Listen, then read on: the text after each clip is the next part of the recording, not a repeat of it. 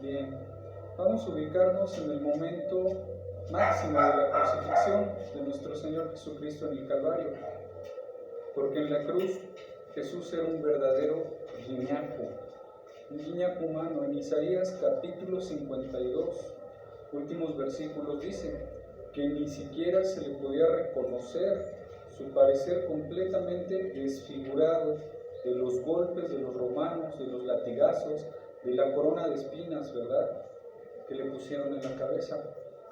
Ustedes saben que las espinas eran un símbolo de maldición. En el capítulo 3 de Génesis en la Biblia dice que cuando Adán pecó comenzaron las espinas, las flores no tenían espinas, los leones no tenían ferocidad. Cambió la esencia y la genética completamente, es decir, el ADN de toda la creación de Dios se infectó, la creación de Dios a nuestro alrededor, por nosotros, por los seres humanos. Esta es la razón por la cual se encuentra el mundo como se encuentra. Todo lo que son tsunamis, terremotos, todo es porque la humanidad ha llegado ahorita a una perversión inimaginable. Siempre ha habido degeneramiento con Sodoma y Gomorra. Había habido todo eso desde el principio de la historia, perversión sexual, pero nunca la humanidad había llegado al grado de perversión a la que estamos llegando, y esto acarrea el juicio de Dios. Dios en Colosenses capítulo 3, que no hay en nosotros inmundicia, ni fornicación, ni pasiones desordenadas, porque por estas cosas viene la ira de Dios sobre los hijos de desobediencia. En otras palabras, ¿quieres enojar a Dios? ¿Sabes qué es lo que atrae más rápido el enojo de Dios contra tu vida? La inmoralidad. Es lo que más rápido acarrea el juicio de Dios, porque dice en 1 Corintios capítulo 6, cualquier otro pecado que el hombre comete está fuera del cuerpo, mas el que fornica contra su propio cuerpo peca. Hay algo en la inmoralidad que nos corrompe, que destruye el matrimonio, destruye la familia, destruye la sociedad, y es lo que estamos contemplando actualmente. Entonces, la corona de espinas que le ponen a Jesucristo es para que precisamente Él llevara esa maldición en tu lugar y en mi lugar. La tierra fue maldecida por el pecado y eso simboliza la corona de espinas. Ahora, se las ponían ahí para que Él llevara esa maldición en esa cruz en tu lugar y en mi lugar. ¡Qué buenas noticias! Tenemos de qué podernos sabernos libres de esa maldición cuando tenemos a Jesucristo como nuestro Señor y Salvador. Pero después de la resurrección, Cristo se presenta a los discípulos pues ya glorificado, con un pelo blanco que le da hasta los hombros, una vestidura de lino fino, un cinto de oro, los ojos refulgentes como truenos, los pies refulgentes como el bronce bruñido, y este es el personaje que se presenta en el capítulo 1 de Apocalipsis. Y cuando Jesucristo se presenta a Juan cae completamente desmayado a un lado, cuando oye una voz por atrás que le dice: yo soy el que estuvo muerto, mas he aquí que vivo por los siglos de los siglos, y tengo ahora las llaves de la muerte y tengo las llaves del infierno. Escribe las cosas que te voy a dictar, escribe lo que es el capítulo 1, escribe las cosas que son, que es el capítulo 2 y 3 de Apocalipsis, y escribe las cosas que serán, que estarán de Apocalipsis 4 hasta llegar a Apocalipsis 19. Entonces el Apocalipsis está bosquejado en el capítulo 1, versículo 19, donde Jesucristo dice lo que has visto, lo que es y lo que ha de ser después de esto. Y comienza Jesucristo a mandar un mensaje a través de los líderes de las 7 iglesias, a las 7 iglesias en aquel tiempo. En aquel tiempo se encontraban las 7 iglesias en el Asia Menor, en lo que es ahorita toda el Asia representante o formada por Turquía. Ahí se encontraba, y es interesante cuando vemos Pérgamo, que Turquía era el centro del trono de Satanás. Veamos nosotros aquí en los mensajes de las 7 iglesias que el número 7 en la Biblia es el número de lo que está completo, de lo que está perfecto. El número 1 es el número de la unidad, el número 2 del testimonio, por eso Jesús mandaba a los discípulos de 2 en 2. El número 3 es el número de la Trinidad, el número 5 es el número de la gracia, el número 6 es el número de nosotros. porque en el sexto día fuimos creados. Por eso, el símbolo del anticristo es el 6, 6, 6.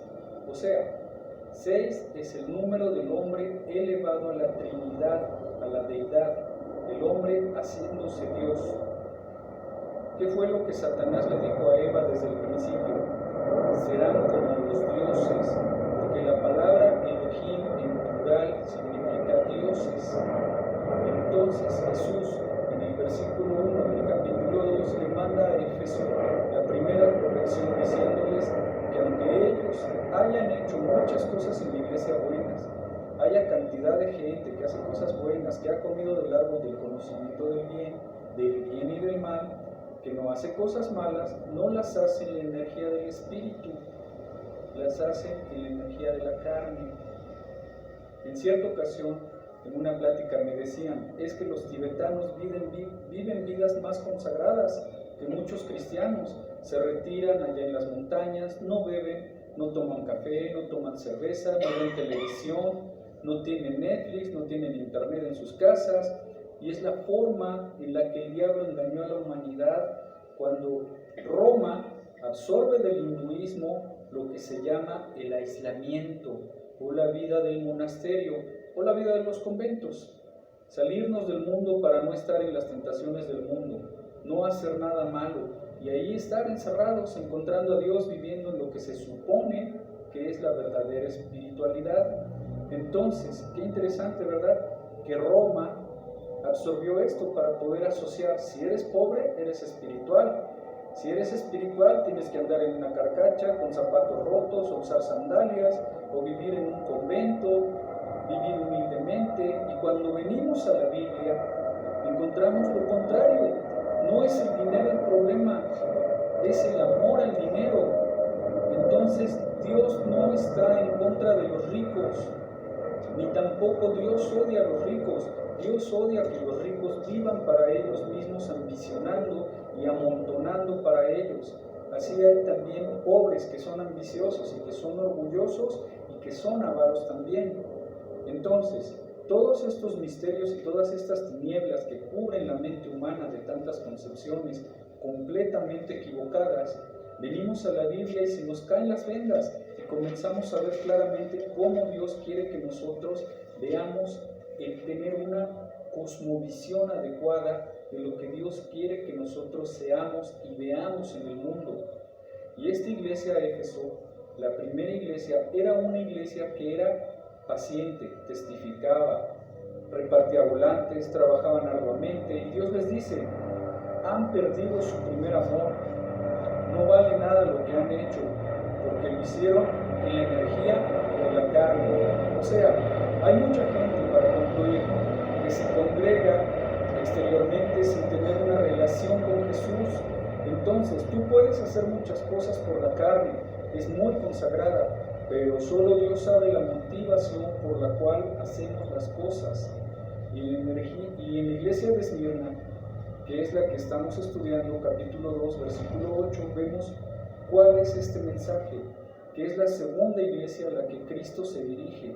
Escribe al ángel de la iglesia en Esmirna y veamos que en todas las presentaciones Jesús se presenta como se presentó en el capítulo 1 al apóstol Juan y le dice a Esmirna, yo soy el primero y el postrero, el que estuvo muerto y vivió, dice esto, yo conozco tus obras y tu tribulación y tu pobreza, pero tú eres rico, y la blasfemia de los que se dicen ser judíos y no lo son, sino sinagoga de Satanás. No temas en nada lo que vas a padecer, ya que el diablo echará a alguno de vosotros en la cárcel para que seáis probados, y tendréis tribulación por 10 días. Sé fiel hasta la muerte, y yo te daré la corona de la vida. El que tenga oídos, oiga lo que el Espíritu dice a la iglesia. El vencedor no tendrá nada que temer de la segunda muerte. Y escribe al ángel de la iglesia de Pérgamo, que es la iglesia que sigue en el próximo estudio. Y en tercer lugar, veamos, en primer lugar, que Jesús se dirige a todas las iglesias diciéndoles, yo conozco desde que tú te levantas, ¿qué estás pensando? Yo conozco qué desayunas, yo conozco a quién ves cuando estás en la calle, yo conozco tus pensamientos. desde lejos.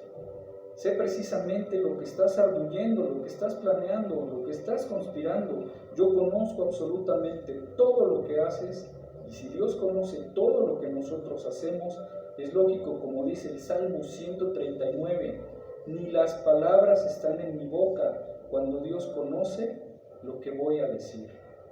De hecho, es una omnisciencia impresionante que le corresponde solamente a Dios y no la tiene ni Satanás. ¿Recuerdan ustedes cuando Abraham quiso ofrecer a Isaac en el capítulo 22 de Génesis? Que ya estaba dispuesto a levantar el cuchillo. Se levantó un ángel y le detuvo el cuchillo, y entonces el ángel reveló uno de los nombres más profundos de la deidad, y el ángel le dice: yo he visto que temes a Dios, Dios proveerá. Y esta palabra en el hebreo, Yahweh Jireh, significa y tiene dos significados, porque en el hebreo una palabra tiene 5 o 6 significados, dependiendo el contexto en el que se use. Entonces la palabra Yahweh Jireh significa Dios proveerá, pero al mismo tiempo que significa que Dios proveerá, también significa Dios ve. Entonces, en otras palabras, cuando Dios ve tu necesidad, Él va a proveer. Dios no te da lo que tú quieres, a mí ni a ti. Dios da lo que necesitamos. Entonces, si muchos de ustedes quieren ahorita muchas cosas y no las tienen, es porque simplemente Dios sabe que las necesitan. Porque si las necesitaras, Él va a proveer. Entonces, Él sabe que no las necesitas. Busca el reino de Dios y su justicia, y las demás cosas Dios las suplirá, Dios las proveerá por añadidura.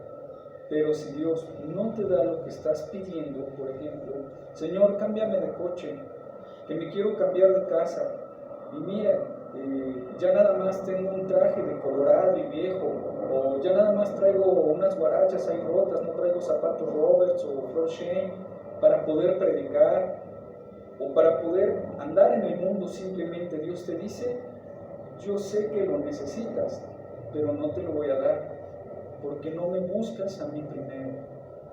¿Y por qué por qué tenemos que buscarlo primero a Dios para que Él nos dé lo que necesitamos?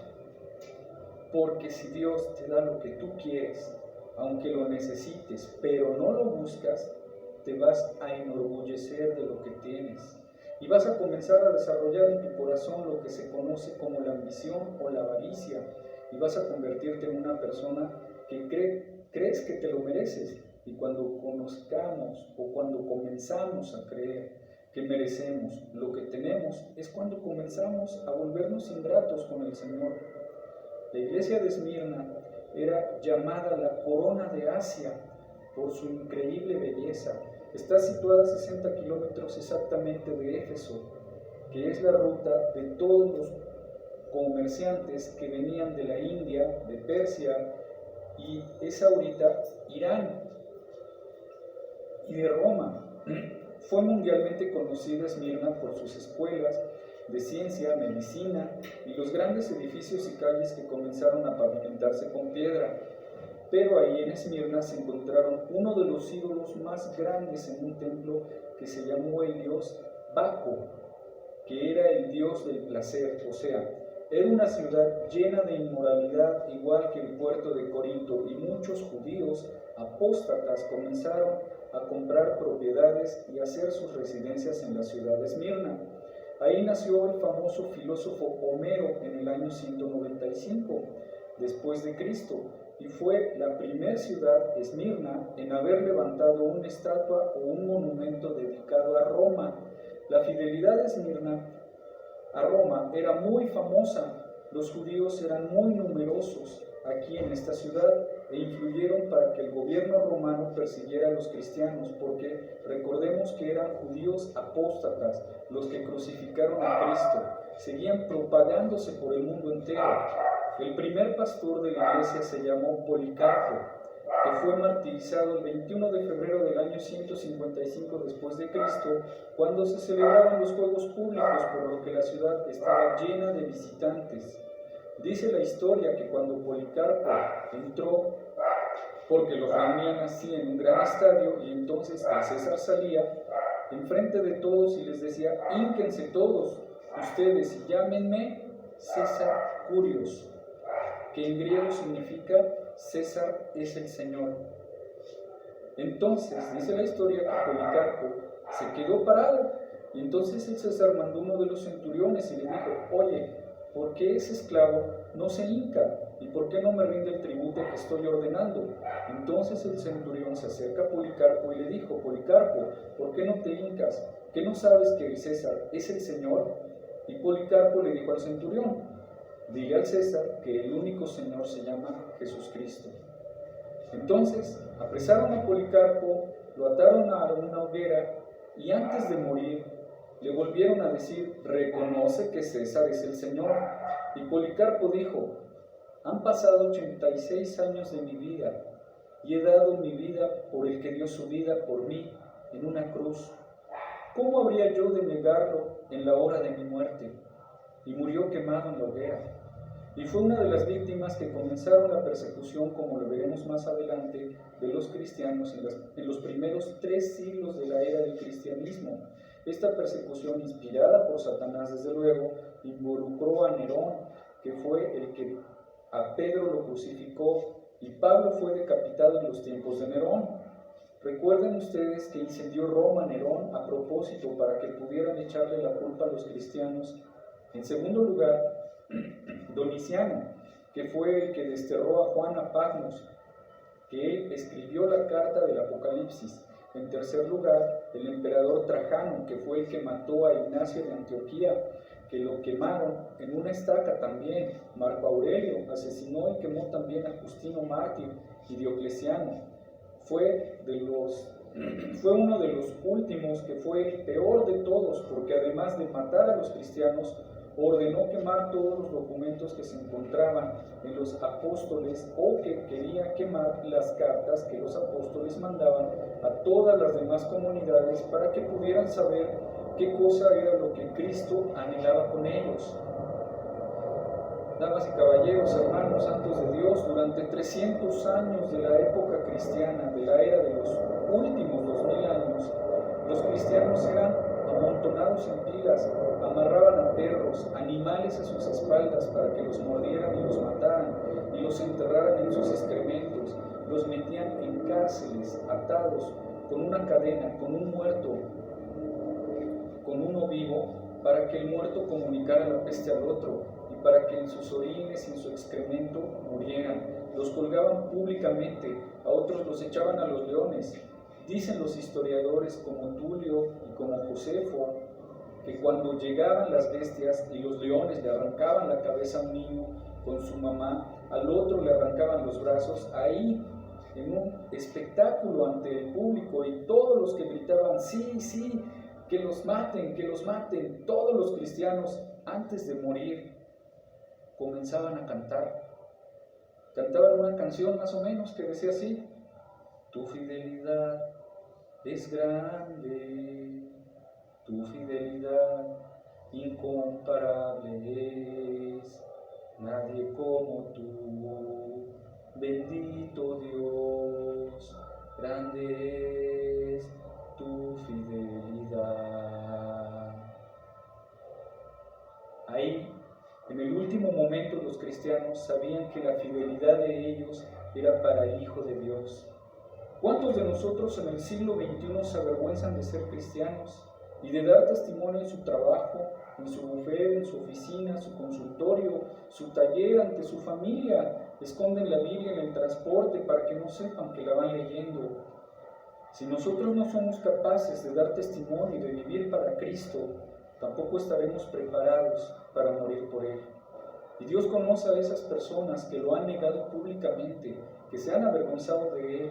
Y esto es precisamente lo que el consejo del apóstol Pablo le dio a su discípulo Timoteo en su segunda carta, versículo 8 en adelante. Porque no nos ha dado Dios un espíritu de cobardía.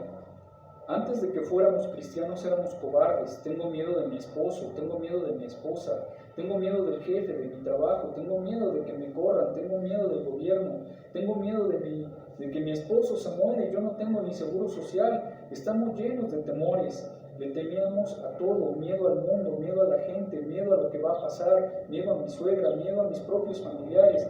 Y cuando el Espíritu Santo viene a nuestras vidas, es precisamente para erradicar ese temor y sacarlo afuera de nosotros. No nos ha dado Dios un espíritu de cobardía.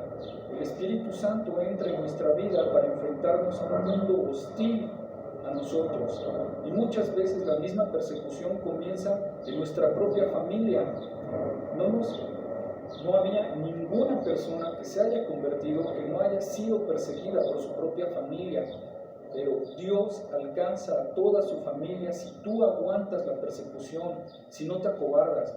Porque no nos ha dado Dios espíritu de cobardía, y lo dice la Biblia. Es un espíritu de poder, es un espíritu de amor, de compasión, los demás, y de dominio, donde necesitamos comenzar a gobernarnos a nosotros mismos, gobernar nuestra ira, gobernar nuestra idea de venganza, nuestra amargura. Si no nos gobernamos a nosotros mismos en todas esas cosas que nos hacen daño, no vamos a poder manifestar ni comunicar el amor de Cristo a los demás.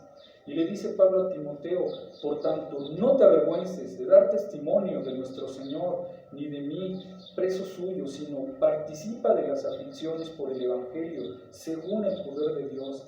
Recuerden ustedes, dice Filipenses, Dios nos llamó no solamente a creer en Él, sino también a sufrir por Él. Y el sufrimiento comienza en la casa, con la familia. Ahí comienza, porque te va a perseguir tu abuelita, te va a perseguir tu mamá, te va a perseguir tu suegro, te van a perseguir tus hermanos. Siempre habrán entre tus amigos, en el momento en el que des el paso y dices: yo quiero seguirte, Jesús, viene el diablo a ver si es cierto, vamos a mandarle pruebas. Y si tú pasas esas pruebas de la persecución, escúchame con todo tu corazón. Si tú pasas esas pruebas de la persecución y resistes y te mantienes inmaculado, te mantienes firmes en tus convicciones, demuestras que has nacido de nuevo. ¿Cómo puedo saber que soy un cristiano? En medio de la persecución. Si comienzas a avergonzarte y a arrinconarte, por ejemplo, bueno, sí, soy cristiano, ¿verdad? Pero no soy fanático, como muchos otros.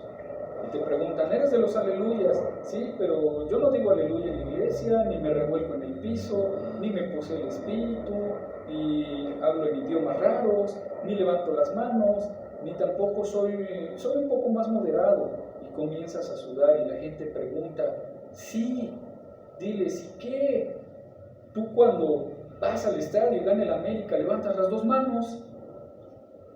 Y a mí me vienes a criticar porque en la iglesia levanto yo las manos. Por el amor de Dios. Veamos pues en el libro de Hebreos, en el capítulo 11, cómo se describe la persecución de la iglesia en los primeros 300 años del cristianismo. Dice el versículo 36 del capítulo 11 de Hebreos: otros experimentaron vituperios y azotes, y más a hosto, prisioneros y cárceles fueron, apedreados, aserrados, puestos a prueba, muertos a filos de espada, anduvieron de allá para acá, cubiertos de pieles de ovejas, de cabras, pobres, angustiados, maltratados. Y tú aquí en Atizapán, o en Cuautitlán, o en Gilotzingo, tranquilo, quejándote. Si tan solo supiéramos lo que es vivir para Jesús y fuéramos más agradecidos con lo que tenemos, y estamos 1000 veces mejor que muchos pueblos y muchas naciones que ahorita están sufriendo, como los refugiados de Siria. Hablamos de 4 a 5 millones de personas entrando a Italia y quieren entrar a Turquía. Ahora Alemania recibe algunos, Francia, etcétera, etcétera, que salen simplemente con lo que traen cargando de su casa. Más de 3 millones de venezolanos están saliendo de Venezuela y hacen casi 3 semanas caminando de Venezuela al Ecuador, durmiendo en el suelo con lo que alcanzaron a sacar, y gracias a Dios que ahora Ecuador les dio el permiso de entrar sin pasaporte por los derechos humanos. Y nosotros, en el Estado de México, en el lugar donde tú vivas, nos quejamos. Y no tengo esto y el otro, y fríos y avergonzados de Cristo, y hablamos unos con otros y vociferamos con vicios, con perversiones sexuales, con pornografía, cuando no sabemos que Dios es un Dios santo. que anhela de nosotros lo más precioso que podamos sacar. Dice Jeremías, si tú sacas lo vil de ti, te usaré, dice el Señor, te restauraré y te mostraré que es necesaria la santidad para que podamos ser usados por Dios y podamos ser bendecidos por Dios. Y todos estos cristianos anduvieron de allá para acá, angustiados, maltratados, de los cuales el mundo no era digno, errando por los desiertos, por los montes, por las cuevas, por las cavernas de la tierra. Y todos estos, aunque alcanzaron buen testimonio mediante la fe, no recibieron lo prometido, proviendo Dios alguna cosa mejor para nosotros, que no fuesen ellos perfeccionados aparte de nosotros. Ellos murieron y nunca tuvieron su coche, muchos no se llegaron a casar, muchos no lograron formar una familia, muchos ni siquiera alcanzaron a tener una cuenta en el banco, y todas las cosas que anhelamos nosotros, por las cuales la mayor parte de la sociedad lucha y persigue, ellos murieron sin nada de esas cosas. ¿Por qué? Porque Dios dijo, no les voy a dar a ustedes, lo que les voy a dar es después de esta vida. No se va a comparar las aflicciones con las bendiciones que tengo para ustedes en la otra vida. Y esa es la esperanza que nos mantiene y que nos sostiene, aunque hay hermanas jóvenes, hermanos que preguntan, ¿y si llega el rapto y no me caso? Pues ¿y qué que no te cases? Que para ti es lo máximo casarte. No te la vas a acabar con la pareja que Dios te tiene para la otra vida. ¿Qué es que en la otra vida vamos a tener familia? ¿Sí? En el milenio vamos a seguir reproduciéndonos. Isaías 65 y 66 dice, ya no daremos luz para maldición. Es en la eternidad cuando ya entramos a otra dimensión en la que ya se acabó todo eso.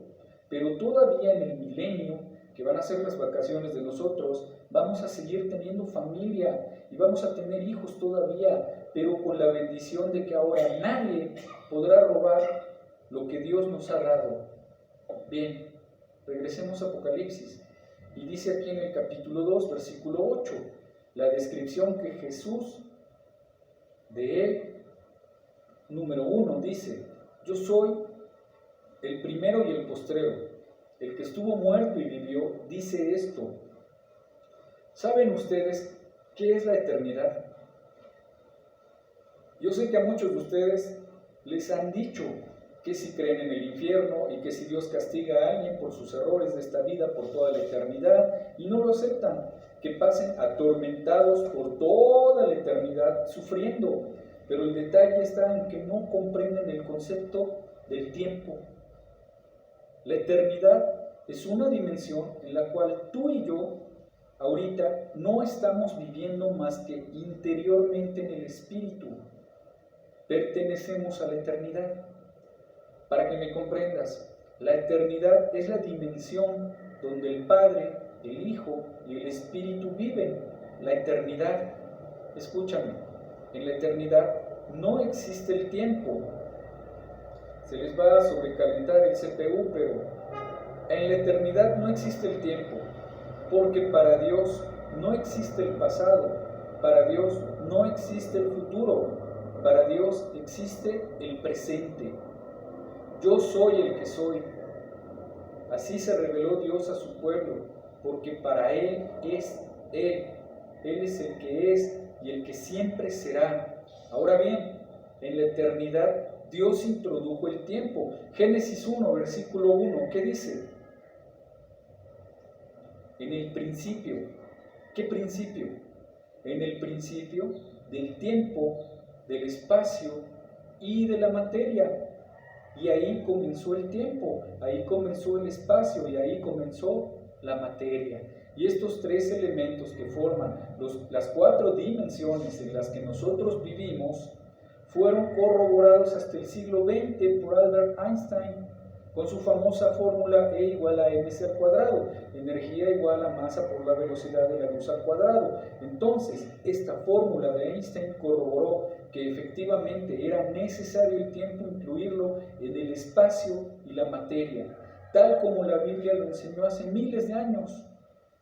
Ahora muy bien, este tiempo en el que tú vives va a tener un fin, y este fin está en Apocalipsis capítulo 21, cuando se acaba el milenio.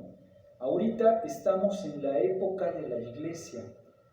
Después siguen los 7 años de la tribulación, que ya no estaremos aquí. Después viene la segunda venida de Cristo con un milenio, que es las vacaciones del cristiano.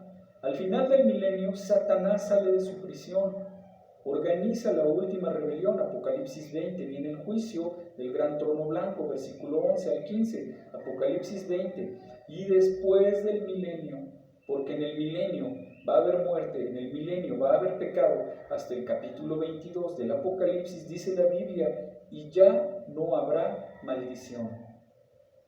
Porque la muerte entró como la maldición por la cual nos rebelamos contra Dios. La muerte es una consecuencia de la naturaleza humana rebelde contra su Creador. Entonces, hasta el capítulo 22, entramos a la Nueva Jerusalén, que va a bajar del cielo. La Nueva Jerusalén no va a bajar en el milenio. En el milenio vamos a vivir en la tierra, labrando como en el huerto del Edén. En el capítulo 22, en la eternidad, baja la Nueva Jerusalén y vamos a vivir dentro de la Nueva Jerusalén. Todos los cristianos y del Antiguo Testamento, los santos del Antiguo Testamento, y ahí entramos a la eternidad.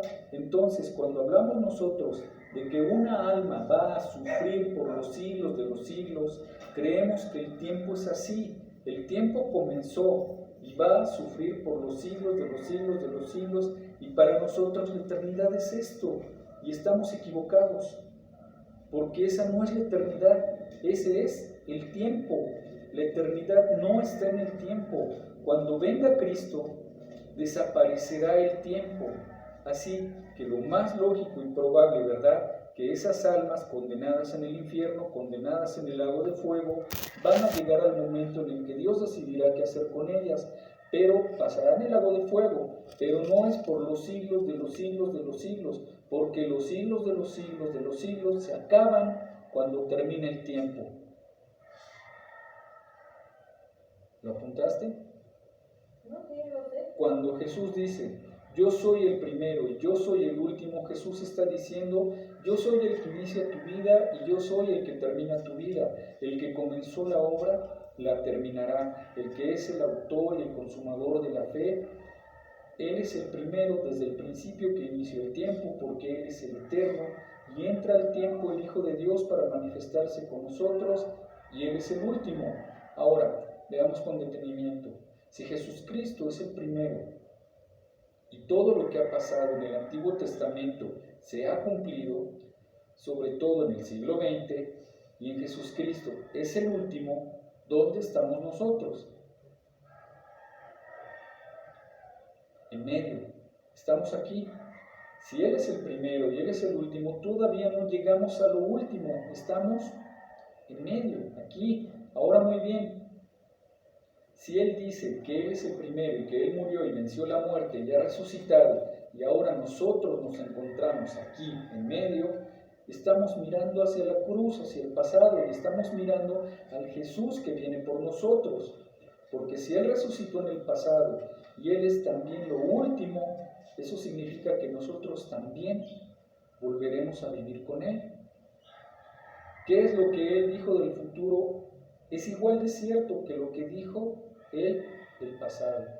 Entonces, es maravilloso cómo se revela a esta iglesia, que esta iglesia es la única, esta Esmirna, con otra iglesia, que no les llama al arrepentimiento. Y veamos por qué. Dice el versículo 9, yo conozco tus obras y conozco tu tribulación y tu pobreza, pero tú eres rico, y la blasfemia de los que se dicen ser judíos y no lo son. En primer lugar, esta iglesia era una iglesia tribulada, perseguida y además pobre. La palabra tilipsis en el griego significa presiones de diversas circunstancias. Si yo te pregunto ahorita, ¿estás pasando alguna tribulación? Y tú me contestas, no, ningún hermano. Yo te diría, pues has de ser un querubín, porque no hay ningún ser humano que tú le puedas preguntar que no tiene alguna presión de alguna índole en su vida. en la vida que nosotros estamos atravesando. Estamos en un mundo inmenso, estamos en un mundo que nos quiere apretar y primero traiciones, persecuciones, hablan mal de ti, te maldicen, pornografía, inmoralidad. Es como un imán que nos jala el mundo y nos quiere sacar. Pero este libro, la Biblia, y si nos despegamos de este libro, ya no estamos en este mundo y ya no tenemos el poder del Espíritu Santo para poder resistir unidos la palabra y unidos a Jesús todos los días. El mundo no tiene influencia sobre nosotros. En otras palabras, si tu condición interna espiritual está blindada, si interiormente tú tienes todos los días comunión con Jesús y estás cerca de su palabra, te blindas internamente para que la presión de afuera no entre en ti. Pero si tú dejas de tener contacto con la Biblia y con el Señor Jesucristo todos los días, ¿qué es lo que va a pasar? Te sales completamente de la cobertura de Dios, porque el ángel de Dios acampa alrededor de los que le temen. Y si tú no vives en la palabra y no vives con Jesús, no puedes decir ni atreverte que tú tienes a Dios, porque lo estás tomando como una persona mentirosa. Porque si tú no lees la palabra, si no ni vives con Jesús y te dices ser cristiano y no crees que necesitas una relación diaria de comunión con Jesucristo en el secreto del Señor, no eres cristiano, eres religioso. Y vas a hacer muchas cosas del cristianismo que hasta los monjes, repito, y hasta los que están en los conventos hacen mejor que nosotros. ¿Por qué? Porque tu energía es la carne y no es la del espíritu. Es importante que recordemos algo. Cuando pensamos en desierto, ¿en quién pensamos? El desierto es un lugar vacío, desolado, rocas, lagartijas, arañas, etc. No hay ruido, no hay nada. Cuando pensamos en desierto, es lo primero que viene a nuestra mente. ¿Saben ustedes cuál es la palabra hebrea para desierto? Medbar. Sin embargo, la palabra bar viene de la palabra abar. Abar, que significa en el hebreo palabra. Abar, palabra. Entonces, el desierto es un lugar santo. El desierto es la escuela más grande que Dios tiene para nosotros. Veamos con detenimiento y cuando hablamos nosotros que Dios llamó a Moisés 40 años al desierto, a no ver ni Netflix, ni televisión, ni internet, ni nada. Cuando llamó 40 días a Elías y 40 días a Jesucristo a aislarse durante ese tiempo, ¿por qué lo hizo? Porque el desierto es un lugar santo, porque es el único lugar donde no tienes distracciones, donde tu carne está débil, pero tu espíritu está fuerte y presto en comunión con Dios. En Jeremías 23 dice el profeta: ¿quién estuvo en el secreto de Jehová, que es el desierto? ¿Quiénes son los que tienen un tiempo diario en su vida en silencio a las 4, a las 5 de la mañana, antes de que te levantes, antes que cante el gallo, antes de que llore el bebé, antes que comience a ladrar el perro? ¿Quiénes los que están en el silencio sin que nadie los interrumpa? ¿Tu devocional? No. ¿Tu esposa contigo haciendo oración? No. Es una cosa íntima, es una cosa en un tiempo de oración del corazón, a solas, a diario con Dios. Dios nos llama a diario al desierto, al lugar en donde no tengamos distracciones para que nos pueda hablar. Dice Jeremías 23, ¿y quién oyó y vio su palabra? Porque es ahí en el silencio, sin distracciones, en la mañana, en la madrugada, cuando Jesús, Marcos 1:35, se levantaba, antes de que comenzara a roncar Pedro, antes de que la gente comenzara a hablarle: hermanito, pastor, por favor, ore por mi familia que está enfermo. Ahí en la madrugada, antes de que tengamos todo lo que nos va a enfrentar el día, pasar un tiempo a solas con Dios. De mañana me levantaré y oiré tu voz, dice el Salmo 5. Y veamos, durante toda la Biblia, todos los grandes hombres de Dios y las mujeres de Dios se levantaban temprano. Tenían un tiempo en el desierto con Dios, porque ahí es donde Dios te va a hablar. Pero ahora, ¿saben lo que han hecho las iglesias? En la iglesia del siglo XXI, hemos dejado el tiempo con Dios y llegamos, hermanos, pónganme por favor su mano y denme otra unción, túmbeme al suelo. Hoy quiero sentir y comienzo a sangolotearme así, como si entrara en mí el Espíritu Santo para ver qué tengo a Dios. Y si no me pasa algo, y si no siento, y si no me caigo al suelo, no puedo experimentar ni comprobar que tengo el Espíritu Santo. Hemos sustituido el desierto por el misticismo. Queremos experimentar afuera de nosotros a Dios, y Dios se manifiesta de dentro hacia afuera, no de afuera hacia adentro. ¿Quieres experimentar a Dios? En la mañana vete, sí, al desierto, reclúyete con Él y ahí en tu corazón, porque lo tienes dentro, el Espíritu Santo. Dios te va a hablar a través de su palabra, Dios te va a sensibilizar a través de su palabra. Y si tú vas a blindarte interiormente para enfrentar el mundo, tu oficio, tu taller, tu hospital, tu bufete de abogados, el ejemplo que tengas como maestro, el oficio o lo que sea, podrás enfrentar al mundo. Porque eres un guerrero, una guerrera de Dios. Solo estos cristianos van a sobrevivir. Nunca en la historia jamás nadie había estado con tantas presiones como la iglesia actual. Lo que estamos hablando del primer siglo y la segunda de la era cristiana fueron persecuciones de morir. Nosotros son persecuciones mentales. Estamos siendo presionados por millones de demonios. El Espíritu dice claramente que en los últimos tiempos muchos apostatarán de la fe escuchando doctrinas de demonios en los últimos tiempos, que son los últimos tiempos que estamos viviendo y que ahorita están los demonios hablándonos, un amigo que te habla al oído, una muchacha que te habla al oído, que sea lo contrario a la palabra de Dios. Reconócelo, son demonios hablándote a través de los seres humanos. Recordemos algo. Los ángeles toman apariencia humana y hay cantidad de personas que nos rodean que no son humanos, que son ángeles del mal. La cizaña mezclada con el trigo, y dice 1 de Juan capítulo 4, ellos son del mundo, por eso hablan del mundo y el mundo les oye. Nosotros somos de Dios, los que conocemos a Dios, Dios nos oye. En esto conocemos el espíritu de verdad y el espíritu del engaño, el espíritu del error, el espíritu de la mentira.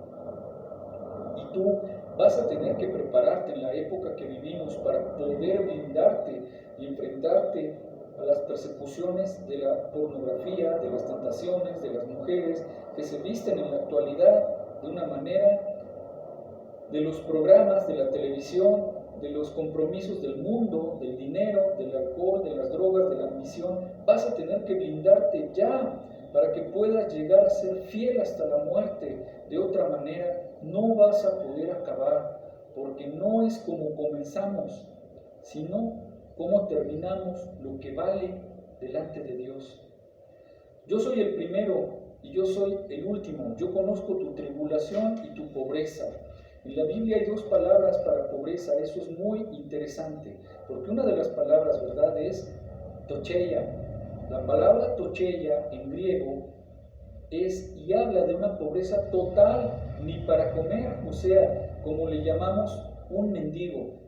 Y la otra palabra griega es peneia, que significa nada más carece de lo superfluo. Ejemplo, pues tú tienes tu bochito, tu jacalito, y tienes tu petate, y tienes tu ollita con tus frijoles y con tus tortillas de maíz. No eres tocheia, o sea, tienes por lo menos frijolitos, totopos, tu bicicleta para transportarte, tu moto. No eres una persona que no tenga nada. Estos cristianos no tenían nada, ni frijoles, ni totopos para comer. Es lo que Jesús les está diciendo. Yo conozco las condiciones en las que tú estás viviendo. Sin embargo, aquí se usa la palabra tocheia otra vez porque la mayoría de ellos pertenecían a la clase más baja, es decir, a los esclavos. Y en esta pobreza es importante que nosotros entendamos lo siguiente. Roma comenzó a enseñar en el año 320. El emperador Constantino, que fue el último emperador romano, dijo, sí entendemos cuando digo Roma, ¿verdad? ¿A quién me refiero? Roma. Bueno, dijo, el cristianismo es la religión de todo el imperio.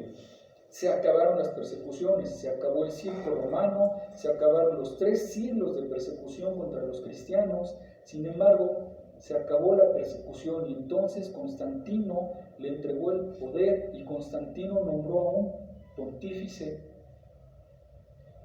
¿Quién es un pontífice?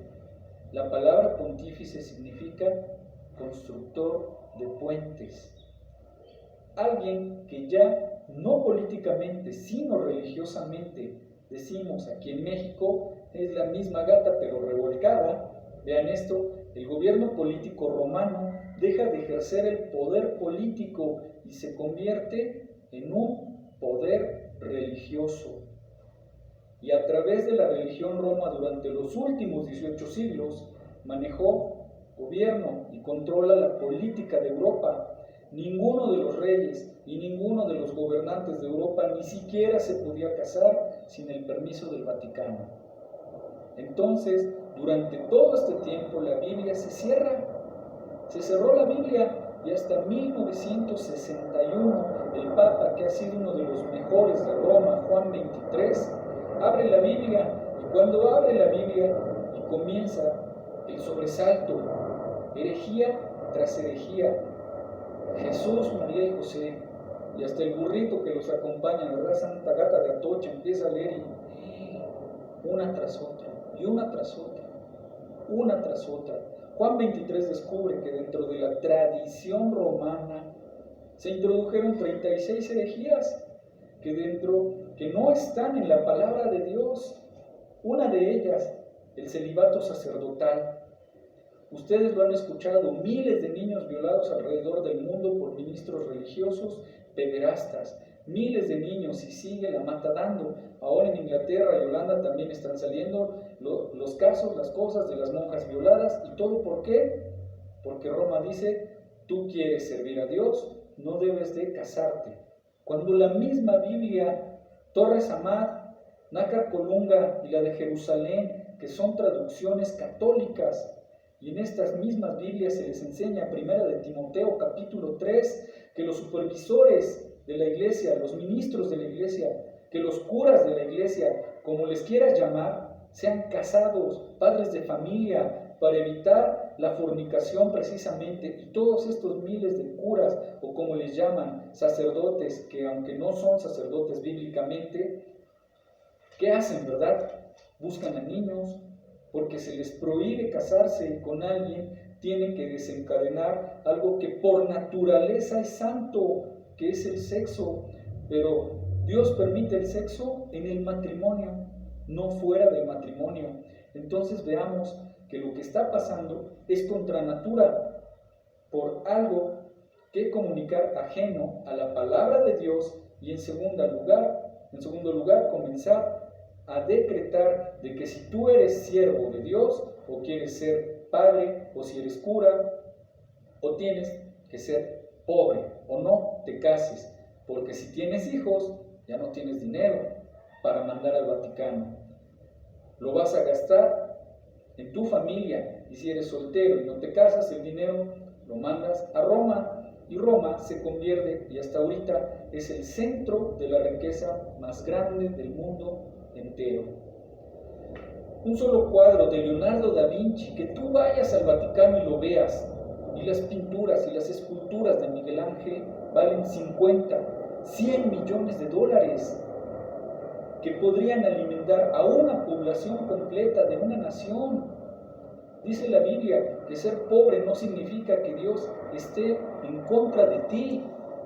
Yo conozco tu pobreza, porque ahora vean ustedes, Roma dice, no, que para ser espiritual hay que ser pobre. Fíjense lo que es el diablo, y ahorita en los últimos 30 años de la iglesia cristiana, ¿saben lo que se comenzó a predicar?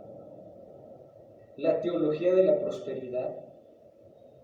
Ahora, según esto, tú necesitas, para ser espiritual y para ver que Dios te bendiga, tener una iglesia con candeleros de oro, cortinas persa, alfombras persa, y si eres pobre, es porque no eres próspero y porque Dios te bendiga.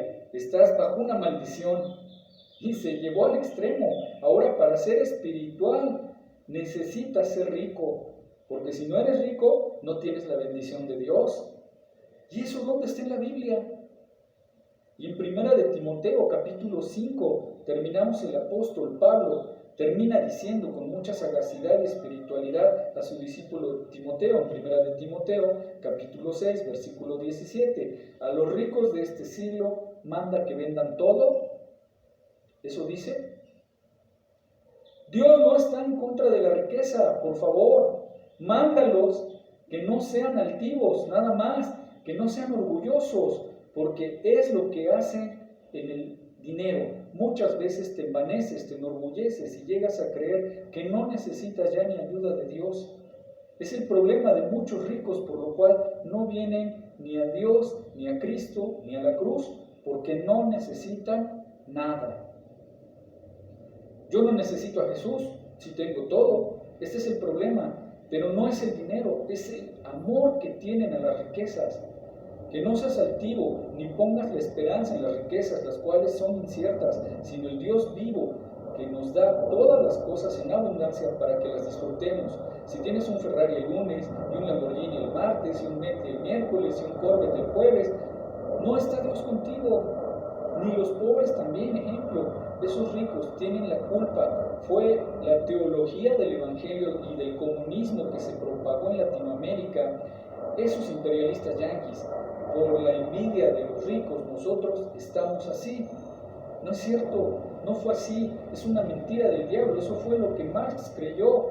Derribemos a la clase de la burguesía y el proletariado podrá repartir las riquezas. Y cuando los pobres alcanzan ese puesto y derriban a los que crean ricos, echándoles la culpa de su pobreza, es por esos ricos que están después de ellos, repiten el mismo error, porque el problema no es el dinero, es el corazón del hombre.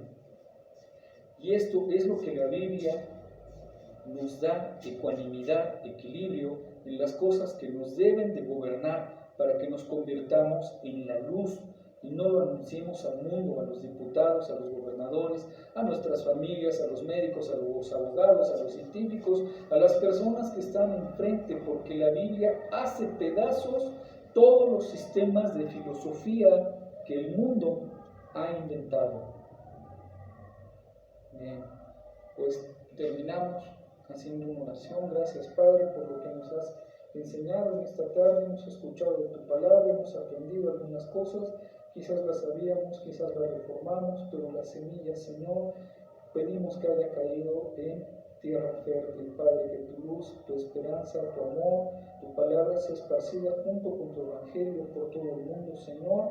Bendice a tus pastores, bendice a tus rabinos, bendice a tus padres que hacen tu obra, bendice a toda tu creación, a nuestros hermanos en Cristo, Señor, y que podamos ser fuertes como los primeros cristianos del primer siglo, de la primera época, Señor. Todo esto te lo pedimos en el bendito nombre de nuestro amado Señor y Salvador, Yahshua HaMashiach. Amén y amén.